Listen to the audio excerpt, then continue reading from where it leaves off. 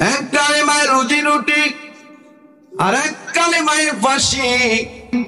এক কালেমা একরকম করে পড়লে আপনার জন্য হাদিয়ার অভাব হবে না, আরেক ভাবে পড়লে আপনার বিরুদ্ধে ফাঁসির ফরমানা জারি হয়ে যাবে। এই জন্য বলেছেন এক কালেমায় রুজি রুটি, আর এক কালেমায় ফাঁসি। এক কালেমায় মুক্ত আজাদ, আরেক দাস দাসী।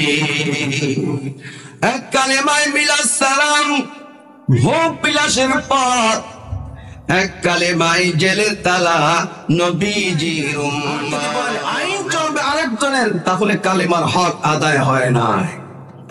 কিন্তু আমরা কালেমার অর্থ বুঝি না, যে বুঝায় সেও বুঝে না, যাকে বুঝায় সেও বুঝে না। ভিক্ষুকরা ভিক্ষা করে, লা ইলাহা ইল্লাল্লাহ, ভাই কিছু দিয়া যান। আসলে এটা কালেমার ভিক্ষার বলে নয়, এটা হচ্ছে ঈমান আনার বলে, ঈমান আনার কালেমা।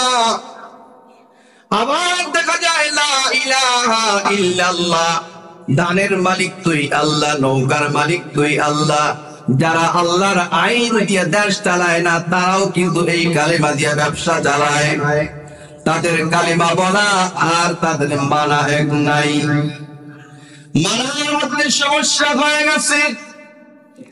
আল্লাহ পাক রব্বুল আলামিন এই কালেমার মধ্যে যা শিক্ষা দিলেন, যা দাবি করলেন, তা হচ্ছে তোমরা বলো আল্লাহ ছাড়া কোনো আইন দাতা নাই, কোনো বিধান দাতা নাই।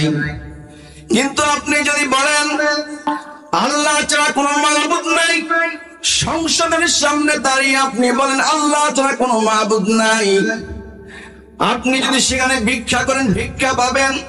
আবার খানকার মধ্যে যদি বসে বলেন লা ইলাহা ইল্লাল্লাহ, লা ইলাহা ইল্লাল্লাহ, ওই খানকার ভেতরে আপনার জন্য গরু যাবে, হাঁস মুরগি যাবে, উট যাবে, ভেড়া যাবে, বকরি যাবে, টাকা যাবে, পয়সা যাবে, হাতিয়া তো অনেক কিছু যাবে। কিন্তু যদি আপনি বলেন আল্লাহ ছাড়া কোনো আইন দাতা নাই, আল্লাহ ছাড়া কারো আইন মানে না, আল্লাহ ছাড়া কারো শাসন মানে না, তখন আপনার বিরুদ্ধে আন্দোলন আসবে, আপনার বিরুদ্ধে সংগ্রাম আসবে। এই কথাই যখন নবীগণ বলেছিলেন আল্লাহ ছাড়া কারো আইন চলে না, আল্লাহ ছাড়া কারো কর্তৃত্ব মানি না, শাসন মানি না, তখন নবীদের উপরে নির্যাতন আসছে না আসছে নাই?